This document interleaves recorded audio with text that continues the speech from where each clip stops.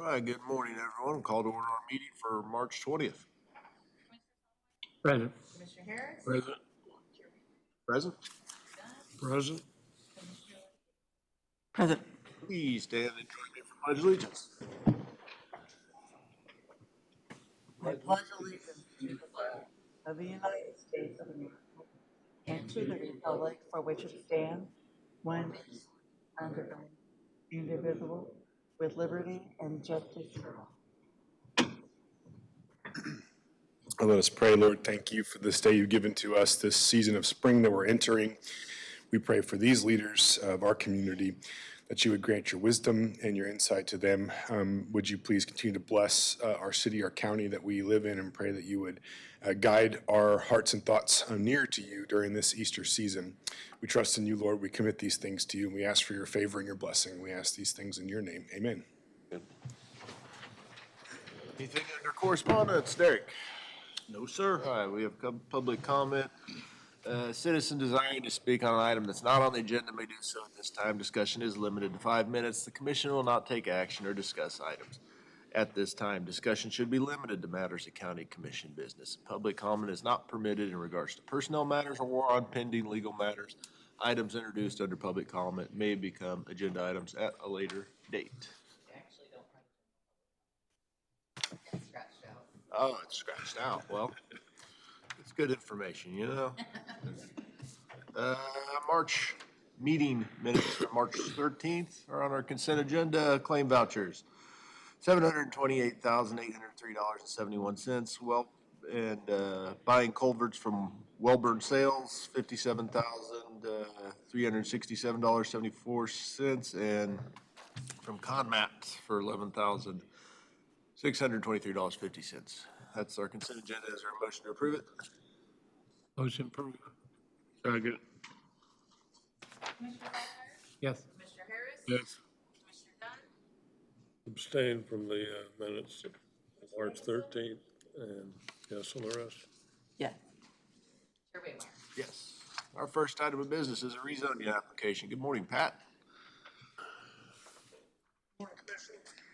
Today, we're looking at a property commonly known as 1970 John Brown. It's located roughly 3 miles west of Princeton. What this is a 27-acre tract that is being reduced to a 24-acre tract with a smaller tract being reduced to a R3A, 4.27 acres. It's the homestead of a family member. There's a house, septic, water, everything that's required for a R3A already in place. They're just trying to take it off the farm and separate for a younger family member.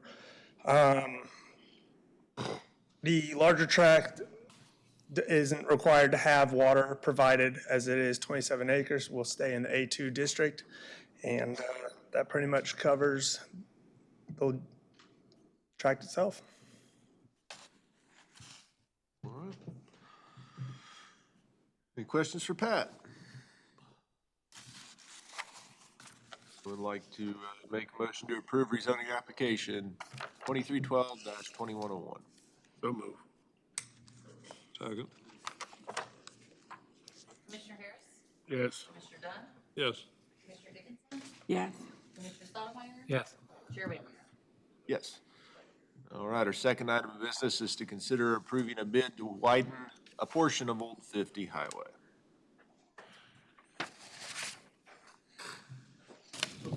Last week, highway widening project here in the commission chambers. Stretch of Old 50 that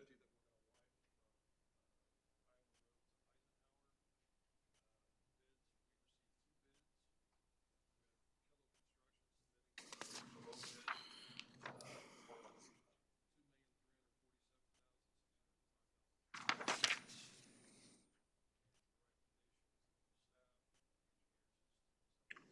This gets us from Eisenhower to Iowa.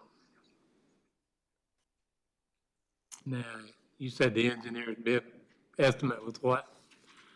The engineer's estimate was $3,051,000. So you did okay there then? Well, and that was the engineer's revised estimate. The first one was far, far higher. I want to say up closer to 4 million. I do want to take a second. I want to thank Commissioner Harris for his involvement in this.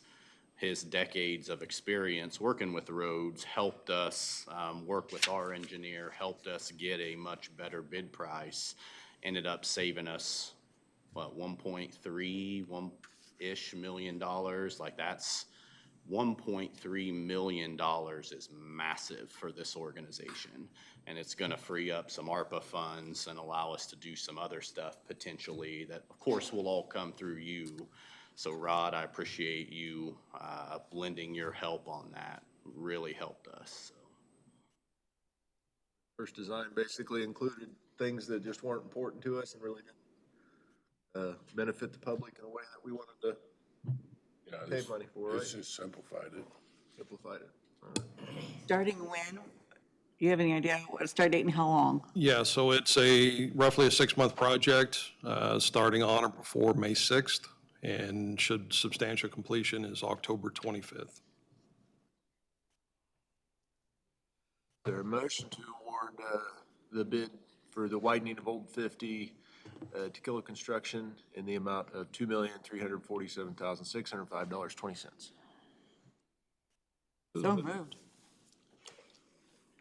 It's been a long time coming, so I'll second it. Yeah.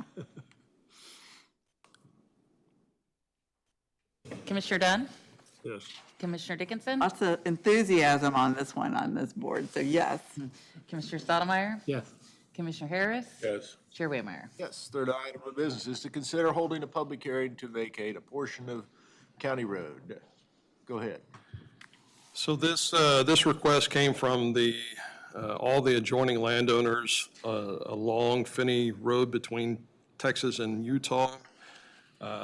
They submitted a request along with some pictures and a narrative of some of the troubles that they've been having. It's much like all of the other roads that we vacated with, when it gets wet, folks like to go and mud and do other things down those roads, which really hinders the ability of the landowners to access the property. This particular section of road, back in 2004, came before the county commission, and at that time, not all of the landowners were on board with it, and so it didn't move forward. But this time around, everybody is in favor of vacating roughly a quarter mile of Finney Road, just east of Texas Road. And I believe we've got some folks here that might want to speak to that. But what we would need to do is open a public hearing and allow for public comment. All right. Is there a motion to open the public hearing? So move. Second. All in favor? Aye. Aye. All right. Public hearing's open. Anybody like to speak on this? Come forward, please. If you're coming to speak on the item, please remember to state your name, full name, and your address. My name's Rob Leach. I live on Finney Road, 4237 Finney Road. We've been on this foreclosure quite a little while now, getting it closed. I guess the main objective or the topic I want to talk about is what do we do if we get this road closed about putting up fence or gates, anything like that is the main question.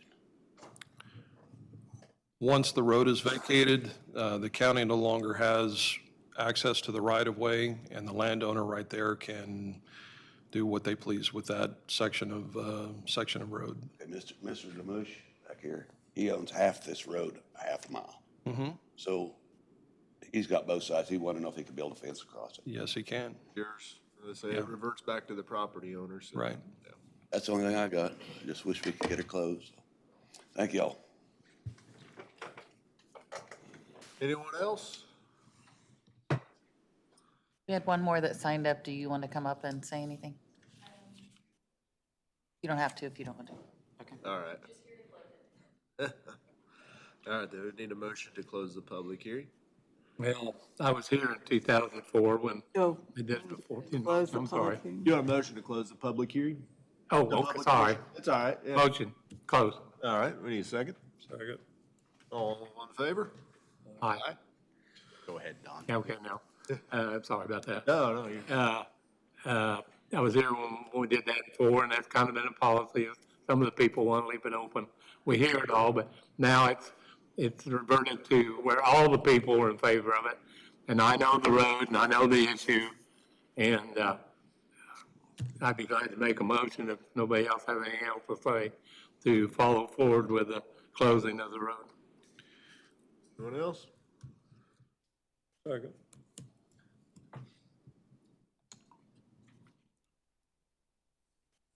Commissioner Dickinson? Yes. Commissioner Stottlemyre? Yes. Commissioner Harris? Yes. Commissioner Dunn? Yes. Chair Waymeyer? Yes, this brings us to staff reports. Derek? Yeah, I don't have anything today. Thanks, Colt. Very good. Anything from Brandon?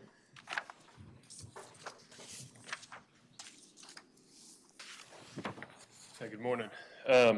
Just wanted to touch base with you all. I was approached by some ladies from the Daughters of the American Revolution that would like to plant a dogwood tree on the courthouse lawn near the memorial as they approach their 250th anniversary of the revolution. I met with them and we kind of talked about some potential places where that might go. There was one spot that seems to fit really well. There was, I guess, I'm not too up to date on all the details of this, Don, I think you may be, but a number of years ago, there was a tree that was planted on the lawn with a plaque in the ground even for, I think it was Arbor Day or 2005. something. It was Arbor Day, and they invited all kids in from around the schools and everything, and we planted that tree on Arbor Day in 2005. Okay, so unfortunately, a storm last summer took that tree out.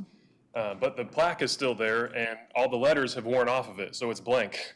So I didn't even know that that's what that was until you had mentioned that recently.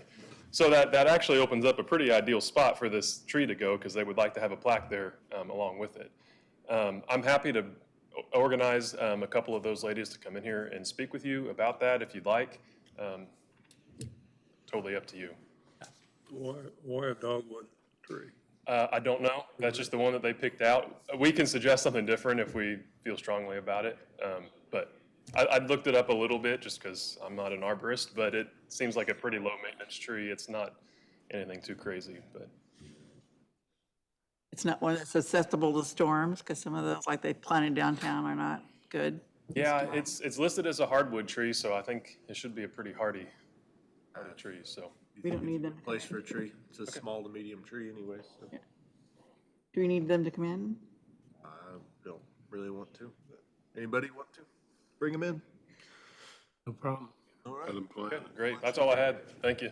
Christie? Glad to see something go back there.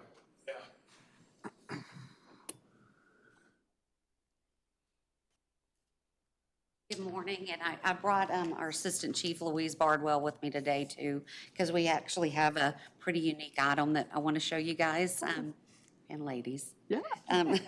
So Emergency Services for Children is part of KDHE, and last year we found that we could have what was called a pediatric champion, and we would actually get stuff that was useful to the service at no charge to us. And after a large amount, multiple hours of training. Happy that Louise is now our designated pediatric champion.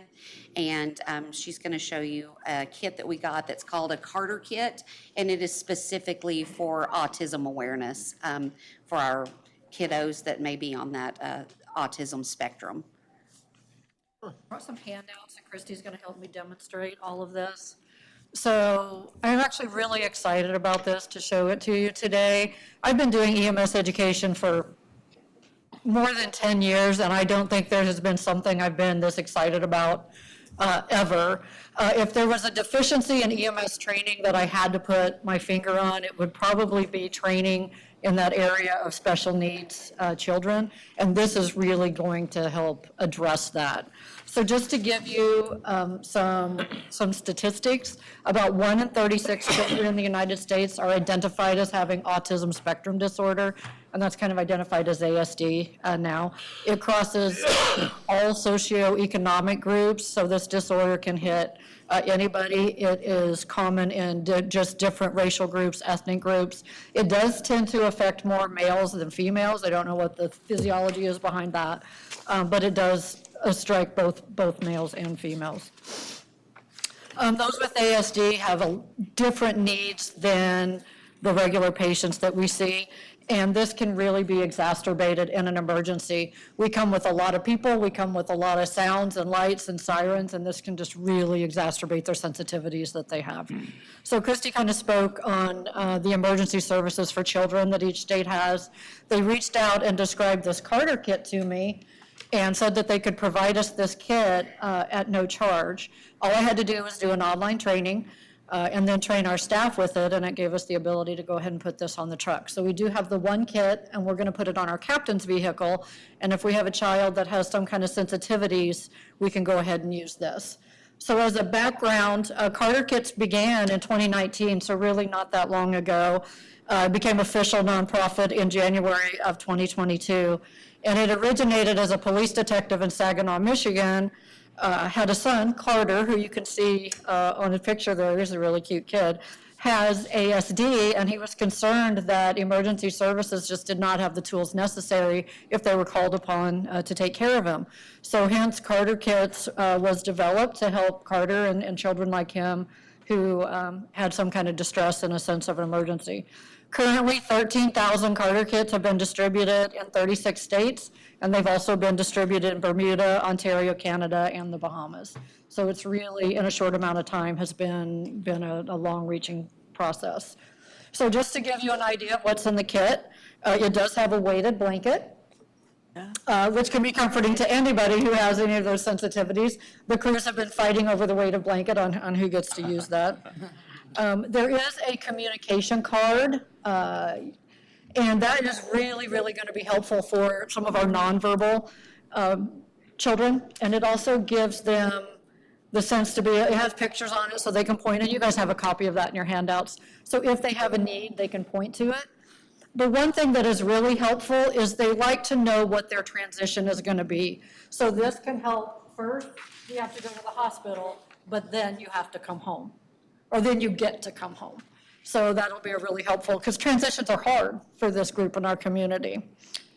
Sunglasses, it does have a little pair of sunglasses. One thing I learned is visual contact can actually be painful to some of these patients. It was described as actually feeling like needles were being poked in their eyes. So those sunglasses, and again, we come with all these bright flashy lights that can really be painful, so the sunglasses can help with that. Sounds can be an issue, so there are a pair of earmuffs in the kit. And then there is a variety of toys, which has also been a favorite among our crews to play with. We do have patients that either have, that are hypersensitive, or they could be hyposensitive. So either they're very, very sensitive to stimulus, or they don't have enough, and these toys will cater to both of those things. And they're called fidget toys, basically, and can really help calm a situation. And that is one thing that we found, is that when these children are really, really in a stressful situation, there wasn't a good way to calm them other than giving them meds. And this will hopefully be a tool where we would not have to get to that point where we would give them meds. So any of the item except for the toys is reusable. We can bring it back to the station and clean it. If it's going to cause a lot of stress to our patient, we're just going to let them keep it. And then I can get with the folks at Carter Kit and I can get those items replaced. So we were just really excited about that. We wanted to show you what we were putting on our trucks. Does anybody have any questions I can answer? Another tool. It is very nice. We're excited about it. The weighted blanket, I mean, you don't think about it, but my grandson has one, and it helps him, you know, he has not that, but. Yeah, they're very calming. Yeah.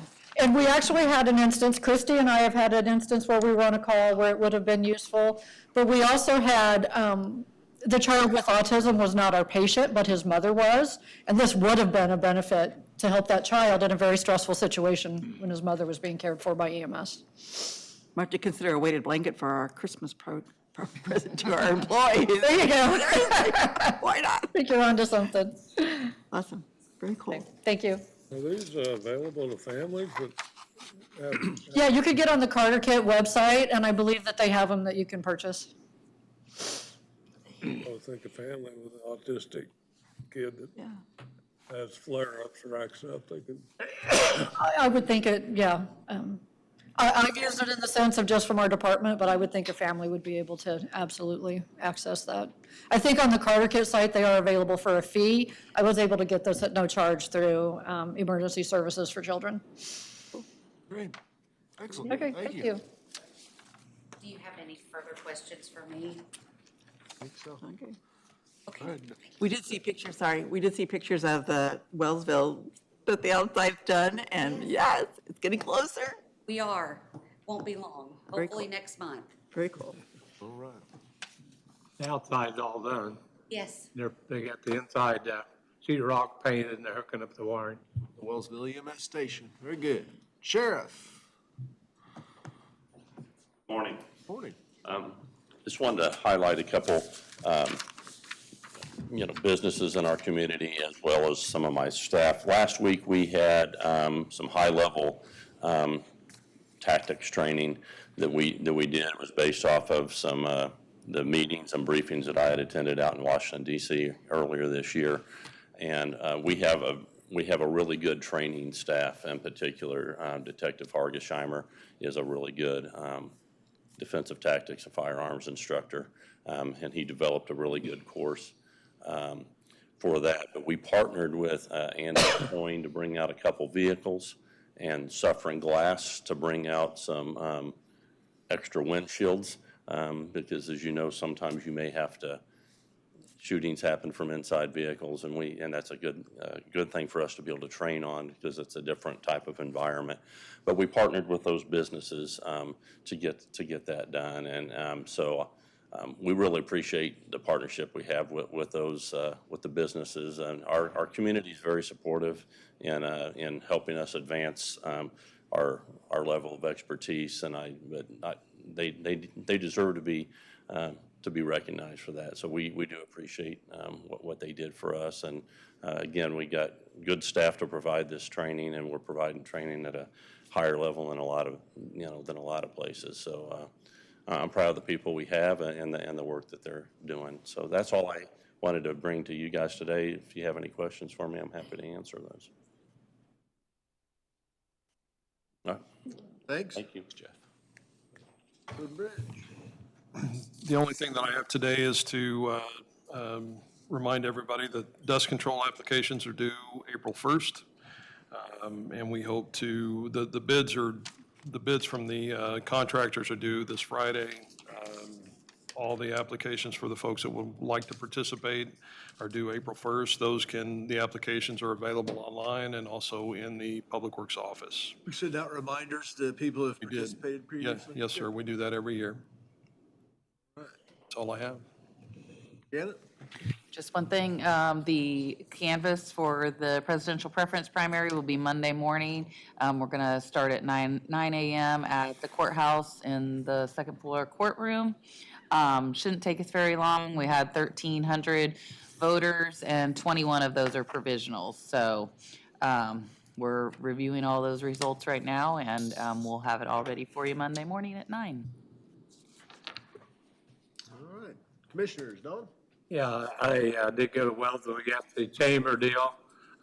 They had a kind of template of the brochure that we helped fund through the tourism. Looks very nice.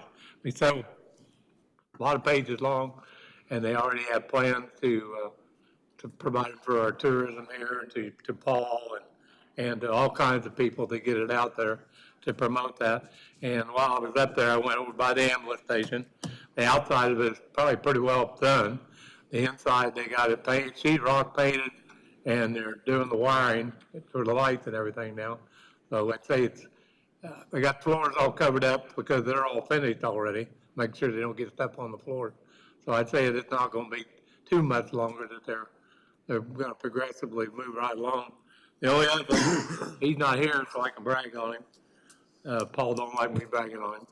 So anyhow, I went to Wellsville meeting last week, and Paul was there, and it's amazing how many grants and infrastructure stuff that Paul is putting all the towns, offers to all of them. But up there right now, he's doing several for helping with getting new water meters, new money for sidewalks, just anything you can pay. He helps them get money for a new playground area with the swimming pool.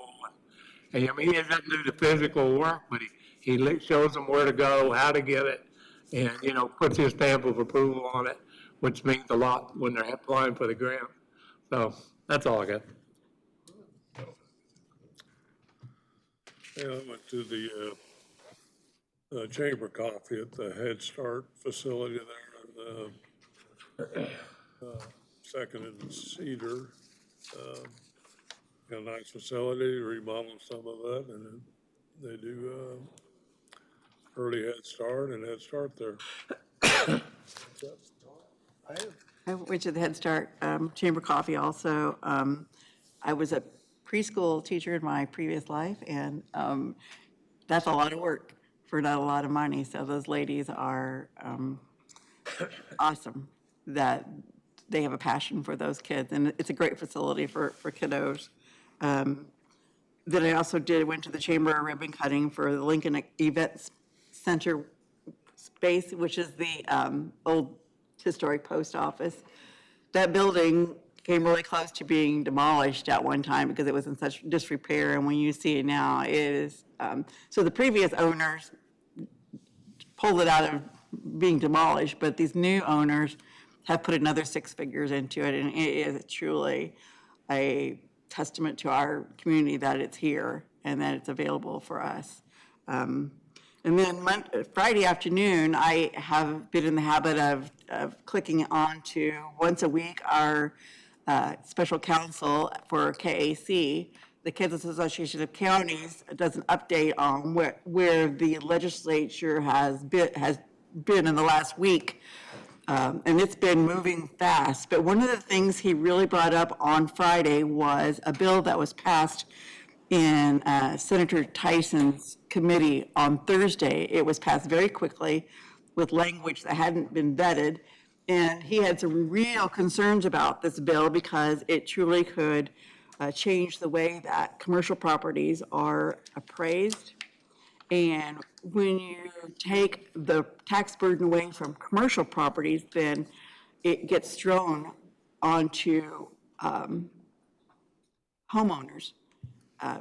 And his words were, there will be people that will lose their homes if this bill passes. And he said, we need to let people know that and so on Saturday morning, there was a legislative coffee. So I asked Senator Tyson about this bill and also about LAVTR. She had some interesting responses. First of all, she said I had misinformation. And my information came from a very respected person that his job is to vet bills, to look at them, to see where they might affect counties and the citizens. And again, he had some real concerns about this, but she said it was misinformation. She said that's not what the bill was supposed to do. So I'm hoping that it was misinformation. I hope the bill does not do that. Well, first of all, I hope the bill doesn't pass, but if that bill does pass and it does do what our council feels like it could do, it could really be devastating to counties. Not to counties because we're going to get our money one way or the other, but it could really homeowners. So anyway, keep track of what your people that represent you are doing, including us. Keep track of them because things happen, and it wouldn't be the first time that a bill was written to do one thing and then because of the wording does not do what you want it to do. Anyway, LAVTR. Senator Tyson said that I should quit bringing it up because there's no appetite in Topeka for LAVTR. That's not true. The representative, the House, actually voted on it last year. They passed it. It was passed, but it was taken out of the bill before it got to the Senate. She quoted somebody that had said that LAVTR the amount of money that counties would have gotten from LAVTR was pencil dust. The amount of money that Franklin County would have gotten from LAVTR in 2023 was $1 million. And I stood up and said, maybe that's pencil dust to you in Topeka, but for Franklin County, that's not pencil dust. And it's not just LAVTR, even though that's what and I should say that we actually shouldn't say LAVTR, because the real true is LAVTR stands for Local Ad Valorem Property Tax Reduction. The whole thing is to reduce property taxes. But there's also the county city revenue sharing, CCRS. That was done in 1978. Basically, we were collecting taxes on cigarettes and liquor. And the state was like, let us collect it and then we'll give you back your part. Since 2001, we have not received $1.5 billion. The Special City County Highway Fund, part of our motor vehicle tax was to be returned to the cities and the counties. Since 2001, we haven't received almost $500 million. All put together, since 2004, we have not received $3.5 billion, the cities and the counties. And it's not the cities and the counties that are going to get that, because it actually is to reduce the taxes that you paid. So basically, you paid that into them, they haven't given them back, so then we've had to charge more in property taxes to pay for the $3.5 billion that we haven't received from the state. I don't know what their problem is. They think, and I actually had somebody in my face on Saturday that said, the counties should sign a resolution that says that we will get reduced taxes by the amount that we get in ad valorem taxes. I said, we don't have to do that, because right on our budget form, you turn the budget form into the county clerk, and it says, here's your annual budget. How much money did you get in ad valorem? Subtract that out of the bottom line. It would be 100% subtracted out. So anyway, keep track of what's going on in Topeka. It's frustrating that our legislators don't want to listen to us, but somebody says you're just beating a dead horse, and I'm like, okay. For 20 years, we didn't say anything, so I might be beating a dead horse, but at least you're all hearing about it. And